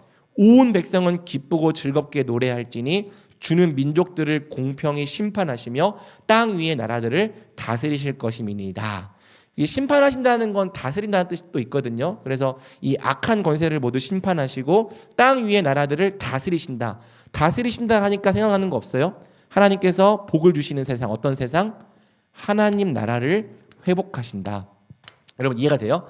A에서는 우리에게 복을 주셔서 하나님의 뜻이 세상에 알려져요. 그래서 이 세상 하나님의 뜻을 받아들인 백성들이 B 파트에서 어떻게 됩니까? 하나님을 찬송해. 하나님과의 관계를 회복하는 복을 누리게 돼. 그 결과 X 뭐가 이루어집니까? 하나님께서 악한 권세를 심판하시고 땅 위의 모든 나라를 다스리시는 하나님 나라가 완성돼. 이게 아브라함 언약을 시편으로 표현한 거예요. 이게 여기에 이 땅을 향한 하나님의 목적이 다 들어가 있는 거죠. 자, 다시 B 다시 파트 5절이죠. 민족들이 주를 찬송하게 하시며 모든 민족으로 주를 찬송하게 하소서. 그 다음에 다시 A 다시 파트는 또 같은 내용이 들어가요. 하나님 6절을 보면은 하나님 곧 우리 하나님이 우리에게 뭘 주시리로다? 복을 주시리로다. 그래서 우리에게 복을 주시는 목적이 뭐예요? 7절 끝에를 보면은 땅의 모든 끝이 하나님을 경외하리로다. 그러니까 우리가 복받는 목적이 뭐다? 땅의 모든 민족이 복을 받고 하나님을 예배하는 하나님 나라가 되게 하는 것. 요것을 위해서 우리에게 하나님께서 먼저 복을 주시겠다고 말씀을 하시는 거예요. 여러분 이해가 됩니까? 이해가 되길 바랍니다. 이게 결론 부분에서 이게 오늘 우리에게 어떤 의미인지를 적용해 볼게요. 일단은 이해를 해야 됩니다. 자, 마지막 7쪽. 이게 이제 그리스도를 통해 성취되었다라는 이야기를 하는 거죠. 하나님께서 아브라함에게 약속하신 복은 누구를 통해 성취되었다? 예수님을 통해 성취되었다. 그래서 성경을 가장 단순하게 얘기하면은 자, 구약은 아브라함에게 약속하신 하나님의 이 약속이 신약은 예수 그리스도에게로 성취되었다. 이게 성경을 설명하는 가장 단순한 구조인 거예요. 물론 이 안에 이제 여러 가지 언약들이 있어요. 모세 언약도 있고 다윗 언약도 있고 뭐 여러 가지 이야기들이 있지만 가장 단순하게 보자면은 아브라함에게 온 열방에게 복을 주시고 하나님 나라를 세우시겠다고 약속하신 거고 이게 누구를 통해서 예수 그리스도를 통해서 성취되었다라고 말하는 게 성경인 겁니다. 자, 보세요. 땅의 모든 민족이 복을 얻기 위해서는 복의 구속자가 필요해요. 여러분 구속자라는 단어의 뜻을 제가 여기다 안 넣어놨네요. 작년에 혹시 배웠던 친구들 구속자가 뭐죠? 구속자? 룻기에 나오잖아요. 룻기에 잃어버린 이 기업을 다시 되찾아주는 사람이 구속자. 기억나요? 그러면은 복을 잃어버렸어. 누가? 인간이. 그러면 이 잃어버린 복을 다시 되찾아줄 누가 필요하다? 구속자가 필요하다. 그래서 그 구속자가 누구냐면 바로 아브라함의 한 후손이 될 거다라고 이야기를 한 거죠. 창세기 12장에서 하나님은 아브라함을 통해 땅의 모든 민족이 복을 받을 것이라고 얘기를 했는데 22장에 가면은 그 약속이 조금 바뀌어요. 18절을 보면은 누구를 통해 천하 만민이 복을 받는다고 되어 있죠? 내 씨. 이 씨라고 하는 것은 후손으로도 번역됩니다. 너의 후손, 너의 씨로 말미암아 천하 만민이 복을 받으리니. 그래서 아브라함의 씨 중에서 이 복을 회복해 주는 복의 구속자가 나올 것을 하나님께서 약속을 한 겁니다. 그리고 신약 성경은 이 복의 구속자가 누구라고 얘기를 하는 거예요? 아브라함의 후손 누구다? 예수님이다. 그래서 마태복음 1장 1절을 보면은 아브라함의 후손 예수 그리스도의 계보다라고 시작이 되는 거고요. 이게 무슨 뜻이냐? 예수님이 바로 천하 만민이 복을 얻게 하는 그 씨다. 아브라함의 씨다라고 얘기를 해주는 거예요. 갈라디아서 3장 16절은 아예 더 대놓고 얘기해 주죠. 우리 갈라디아서 3장 16절 같이 읽어볼까요? 시작.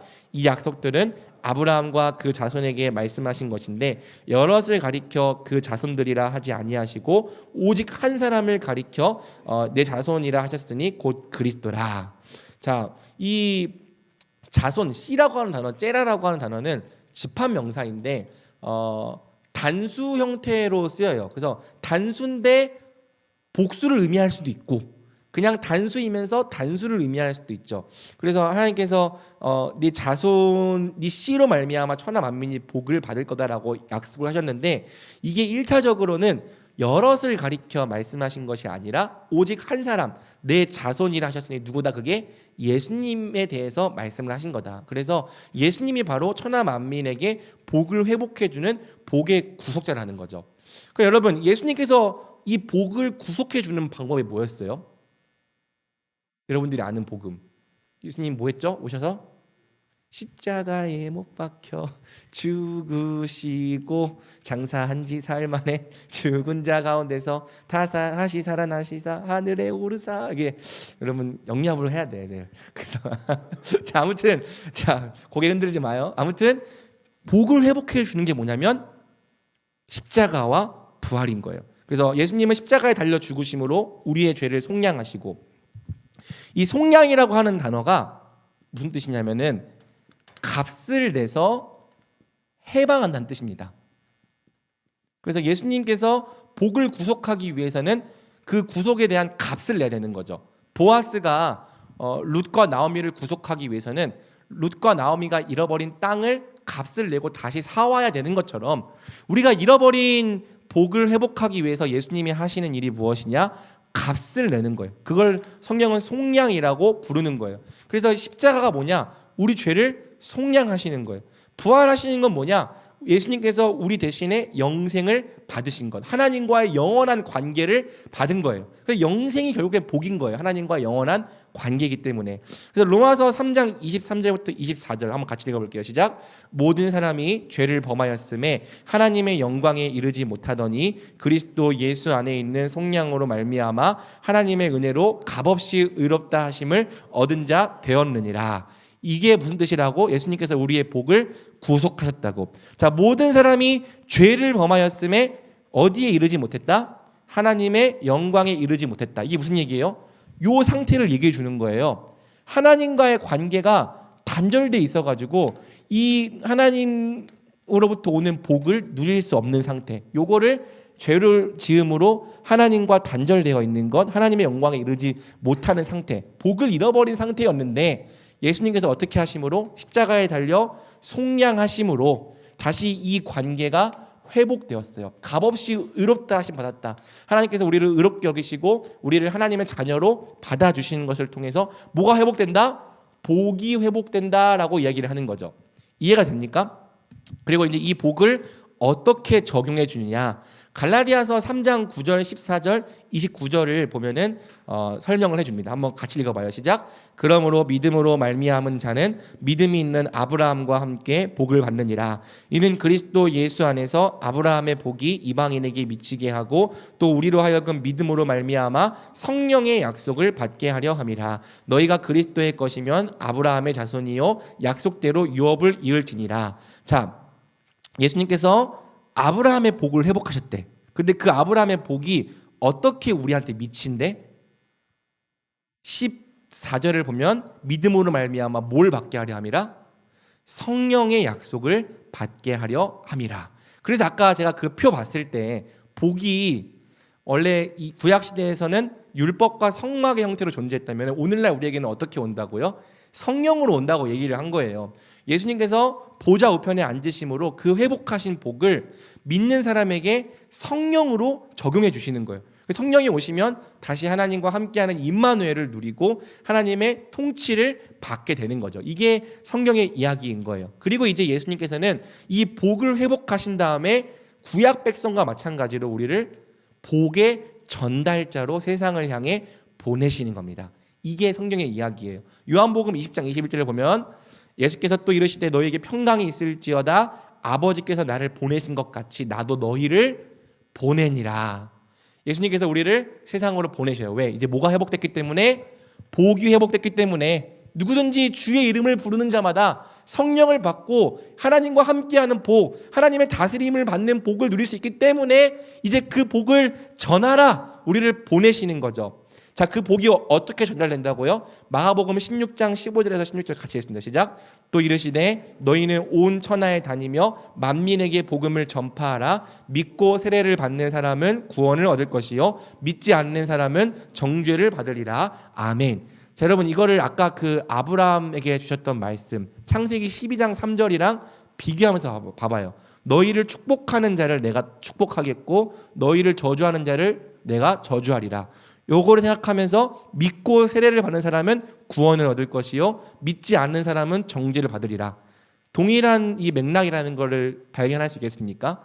복이 이제 이렇게 전달된다는 거죠. 너희가 가서 너희가 전하는 복음을 믿고 세례를 받는 사람이 뭘 얻는다? 구원, 복을 얻게 되는 거고 너희가 전하는 그 복음을 환영하지 않고 거부하는 사람은 어떻게 된다?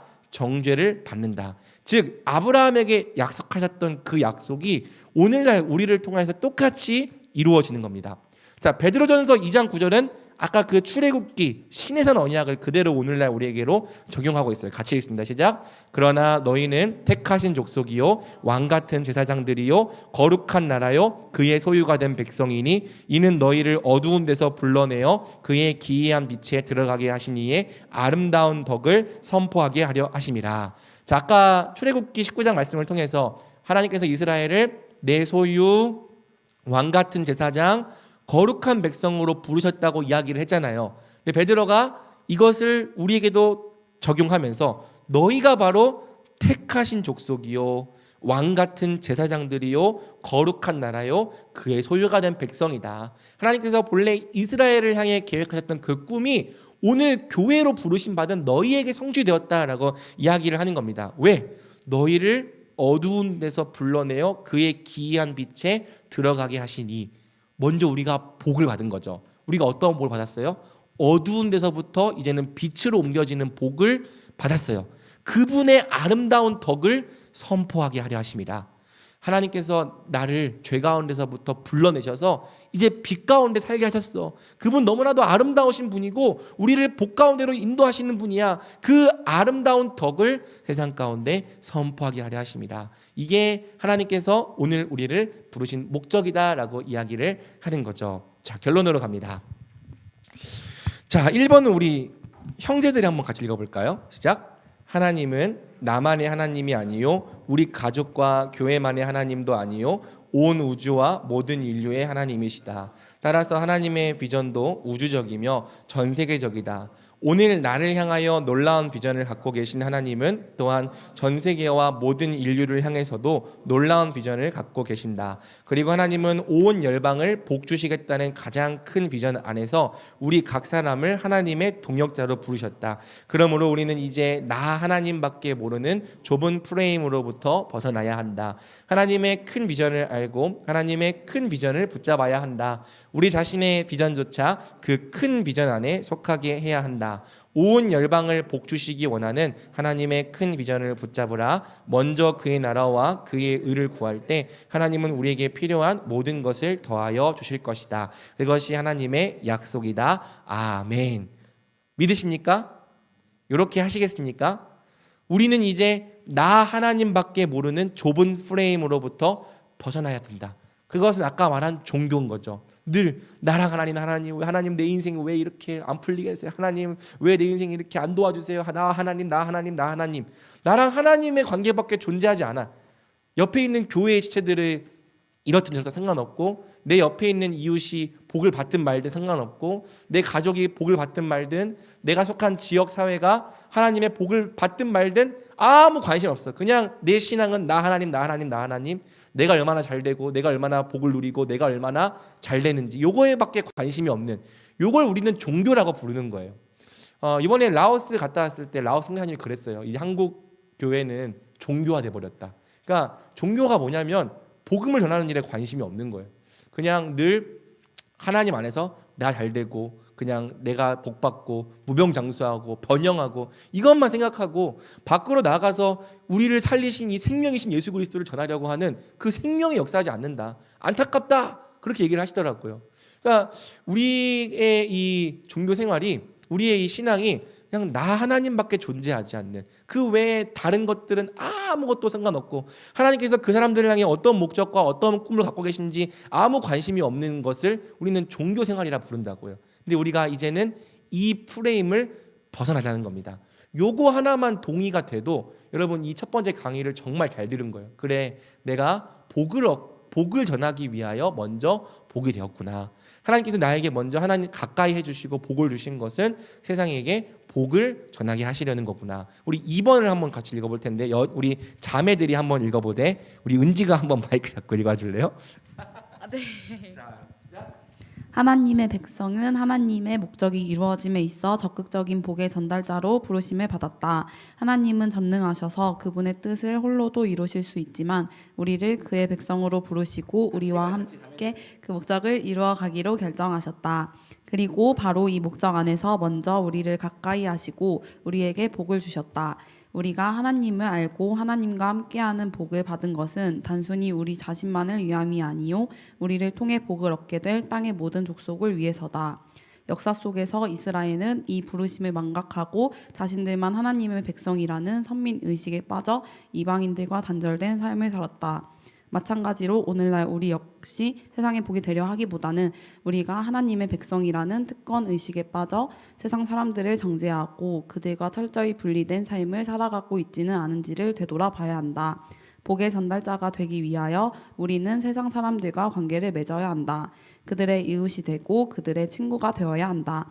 이제는 자신만을 위한 인생의 목적에서 벗어나 세상의 복이 되기 위한 더 큰 목적을 품으라. 인생의 가장 큰 의의는 세상의 복이 되는 것이다. 하나님은 세상의 복이 되기 위해 살아가는 하나님의 백성을 기뻐하시며 그들을 축복하신다. 아멘입니까? 네. 보면 제가 그 얘기를 나눴는데 이스라엘이 왜 하나님 앞에 버림받냐면요. 결국에는 이 사람들의 결국에는 종교화가 된 거예요. 우상이라고 하는 게 뭐냐면 결국에는 이스라엘이 잘 먹고 잘 사는 일에만 관심을 가졌다는 거잖아요. 그러니까 아까 그 시편 67편에 본 것처럼 열방의 복이 되기 위하여 복을 받는 것이 그들을 위한 사명이었는데 얘네들이 시간이 갈수록 세상의 복이 되는 것에는 아무 관심이 없고 자기들만 잘 되는 것에 이 관심을 두었던 거죠. 그리고 나중에 예수님 시대에 가면은 아예 이방인들을 개라고 부르면서 지옥의 땔감, 짖대를 보이려라고 부르면서 그냥 이방인들과 철저히 단절되어 살아가는 거예요. 너희랑은 더러운 너희랑은 우리가 같이 식사도 할 수 없고 밥도 먹을 수 없고 교제도 할 수 없다. 불법이야. 이런 식으로 이 하나님께서 이스라엘에게 주신 이 부르심과 목적을 완전히 망각한 상태로 이스라엘 백성들이 살아갔던 거죠. 근데 이게 단지 이스라엘에게만 일어나는 일이냐 물어본다면 교회가 범죄하고 교회가 복음에 희미해지면 교회도 똑같이 그렇게 행한다는 거죠. 세상 속에 들어가서 세상과 함께 살고 그들과 관계를 맺는 게 아니라 철저히 교회끼리 모여가지고 우리는 의로운 사람들이야, 저 더러운 세상 놈들 막 이러면서 이 세상 사람들과 분리되고 단절된 삶을 살아간다는 겁니다. 그러면서 이 술 마시고 더럽고 이 죄 많은 너희는 교회에 들어올 수 없어 이러면서 이 교회를 철옹성으로 만드는 이런 일들은 하나님께서 전혀 기뻐하시는 일이 아니라는 거죠. 하나님께서 우리를 통해서 하기 원하시는 것은 우리를 통해 그들을 복 주시는 거예요. 그러려면 우리가 그들과 친구가 되어야 되고 세상 사람들과 관계를 맺어야 되는 거죠. 우리가 과연 우리만 하나님의 백성, 우리만 거룩하고 우리만 복받는 백성이라는 이 특권 의식에 빠져 있지 않은지를 돌아보고 세상에 복이 되기 위하여 세상 사람들과 기꺼이 친구가 되고 또 그들과 관계를 맺고 그들에게 나아가는 사람들이 될 수 있도록 오늘 이 강의를 통해 여러분 결단하면 좋겠습니다. 제가 기도하겠습니다. 사랑해 주님 감사합니다. 살아계신 하나님은 선교하시는 하나님이시라는 내용을 배웠습니다. 하나님은 복을 잃어버린 이 땅의 모든 죄인들에게 다시 복을 회복해 주시기 원하는 놀라운 비전, 우리를 다시 하나님의 다스림과 통치와 공급하심을 받는 하나님의 백성으로 부르시려는 놀라운 비전을 갖고 계십니다.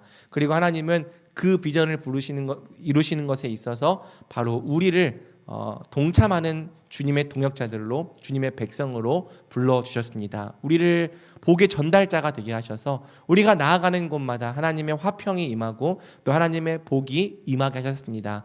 하나님, 이 말씀의 내용처럼 우리가 이제 더 이상 나와 하나님이라는 나밖에 모르는 이 좁은 프레임으로부터 벗어나게 하여 주시옵소서. 우리가 이 세상에 복이 되는 것이 우리 인생의 가장 중요한 목적이자 의의인 것을 알고 세상에 복이 되기 위한 삶, 우리가 가는 곳에 모든 곳에 하나님의 복을 전달하는 사람들이 될 수 있도록 주여 축복하여 주시옵소서. 이 첫 번째 모임부터 시작하여 마지막 수료까지 주님께서 이 성장반을 신실하게 인도해 주시기 원하오며 예수님의 이름으로 기도드립니다. 아멘.